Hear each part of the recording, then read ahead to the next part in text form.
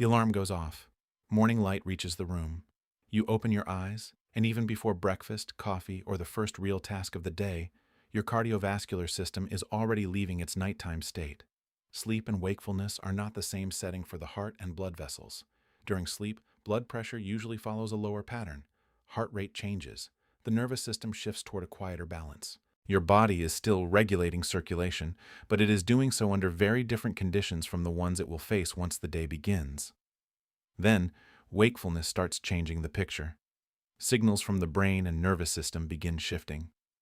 Blood vessels adjust their tone. Heart rate can rise. Blood pressure starts moving away from its sleeping pattern.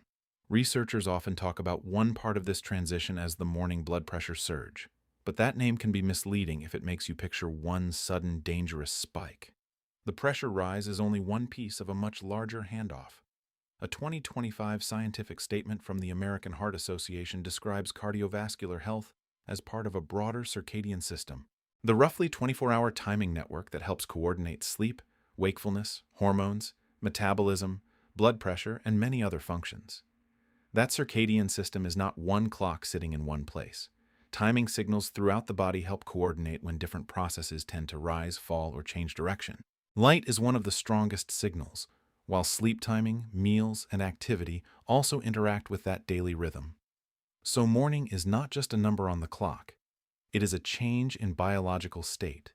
Your cardiovascular system does not wait until you start exercising to prepare for daytime demands. Soon you may sit up, stand, walk to the bathroom, prepare breakfast, climb a few steps, carry something, drive, or start the rest of your routine.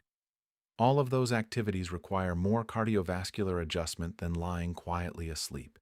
That does not make the morning automatically dangerous. It means the body is moving from one operating condition into another. If you like seeing the ordinary parts of your day through the physiology underneath them, subscribe to The Quiet Heart. That is the kind of question we investigate here. One of the most important changes involves the autonomic nervous system. This is the part of the nervous system that helps regulate functions you do not have to consciously control, including heart rate, blood vessel tone, and many aspects of blood pressure. During the transition into wakefulness, the balance of that system shifts. The heart may beat a little faster, blood vessels respond differently, and hormonal signals associated with waking become more active. These changes do not all begin at exactly the same second, and they do not look identical in every person. What matters here is that several of them tend to move during the same general window. None of this happens because the heart has suddenly become weaker. In many people, these changes are part of normal physiology.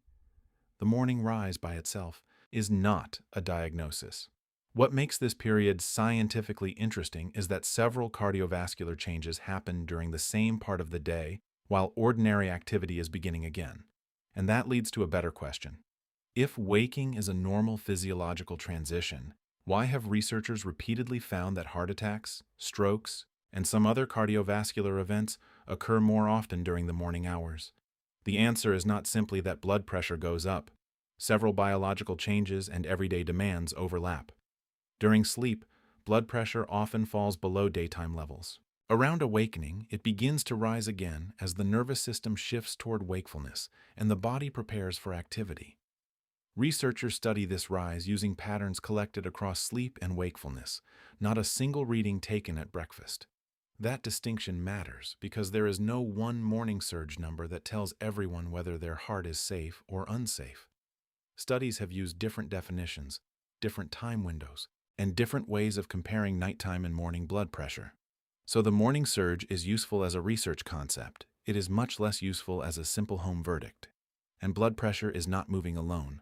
Heart rate may increase, blood vessels adjust, hormonal signals change as wakefulness begins. Blood itself also moves through daily rhythms. Platelets, which help form clots when a blood vessel is injured, show changes in activity across the day. Other parts of the clotting and clot-dissolving systems also follow circadian patterns.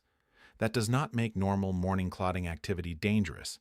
It means the cardiovascular system is entering a different biological environment from the one it occupied during sleep. The mechanical environment inside the circulation changes too. As pressure, posture, and movement change, so do some of the forces acting on blood vessels. Then ordinary life adds another layer. You get out of bed, move through the house, shower, climb stairs, hurry because you are late, carry a bag, drink coffee, or start work.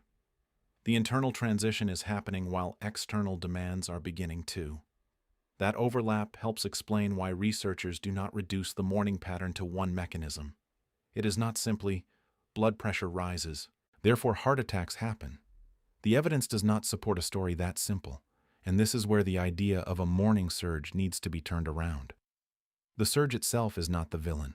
A rise from sleeping physiology toward waking physiology is largely part of normal adaptation. Your circulation has to support a different state once you are awake. Your brain, muscles, posture, movement, temperature regulation, and daily activity all place different demands on the cardiovascular system than quiet sleep does. If nothing changed after waking, that would create its own problems. So the more precise question is not, why does the morning surge happen? It is, why might a normal transition matter more in some cardiovascular conditions than in others? That is a very different investigation. When cardiovascular regulation is working well, the morning shift can simply be part of the normal move into daytime activity.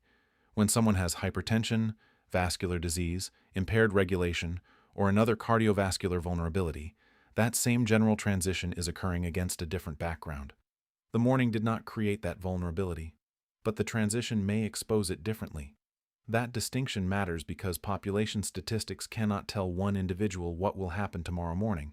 A graph showing more cardiovascular events between early morning and midday describes a pattern across many people. It is not a countdown attached to your alarm clock.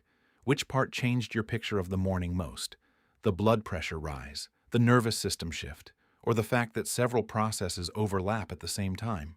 Tell me which one in the comments. You do not need to share your blood pressure readings or any personal medical information. There is another complication that makes simple clock-based advice even less reliable. Your biological morning is not always identical to the time printed on the clock. Someone who works overnight, sleeps during the day, travels across time zones, or keeps an irregular sleep schedule may have internal rhythms that are not perfectly aligned with a conventional 7 a.m. morning. Light exposure, sleep timing, meals, and activity all help shape circadian timing. So when scientists study cardiovascular rhythms, they are not only studying numbers on a clock, they are studying biological timing. 6 in the morning is dangerous is not a scientific interpretation, and neither is assuming that one elevated reading after waking measures your personal morning cardiovascular risk. So what makes the transition clinically meaningful is not the alarm clock by itself. It is the cardiovascular context around it. Sleep quality differs. Blood pressure control differs. Medications, fitness, and underlying heart and vascular health differ too. Those differences help explain why the same general sleep-to-wake transition does not carry identical meaning for everyone. That is also why one morning reading cannot tell you how large your morning rise was, whether the pattern is unusual, or what it means for your cardiovascular risk. Researchers studying morning blood pressure patterns usually look at repeated measurements across sleep and wakefulness. Standardized home blood pressure measurement still has value. The point is not that a morning reading is useless. It becomes more informative when measurements are taken consistently, under comparable conditions, and interpreted as part of a broader pattern rather than as a one-time test of the morning surge. The same caution applies to medication timing. Once people hear that cardiovascular events are more common in the morning, a tempting conclusion is that blood pressure medicine should simply be moved to bedtime. Large randomized trials have tested that idea. The TIME trial and the more recent BedMed trial did not find that routinely taking antihypertensive medication at bedtime reduced major cardiovascular events compared with taking it in the morning. That does not mean timing never matters for an individual. It means there is no universal rule that everyone should move their medication to nighttime because of the morning surge. Changing the time, dose, or type of a prescription belongs in a conversation with the healthcare professional who knows the full treatment plan. There is a broader lesson here. Cardiovascular health does not begin when you get out of bed and end when you go back to sleep. It runs through the entire 24-hour cycle. Sleep quality, blood pressure control, activity, light exposure, medications, and the timing of daily routines all interact with a biological clock that helps organize the transition between rest and activity. That does not give you a simple home test. It gives you a better way to think about the question. Instead of asking, "Is morning dangerous for my heart?" a more useful question might be, "Is my cardiovascular health well controlled across the whole day and night?" That question is less dramatic. It is also much more informative.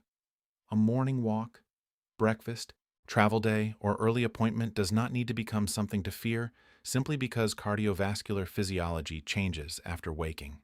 For someone already being treated for high blood pressure or cardiovascular disease, persistent concerns about morning readings, unusual symptoms, or changes in a familiar pattern are worth discussing with a qualified healthcare professional. But the existence of a morning rise by itself is not a reason to fear getting out of bed, avoid normal activity, or change treatment on your own. If you want more calm, evidence-led explanations of what your cardiovascular system is doing during ordinary moments of the day, subscribe to The Quiet Heart. Now return to the room where this started.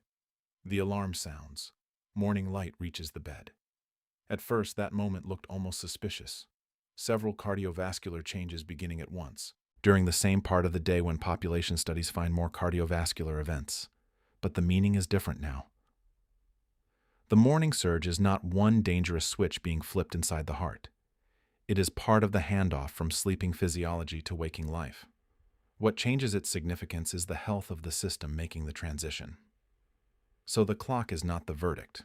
Morning simply reveals that the heart and circulation never experience the day as one continuous, unchanging state.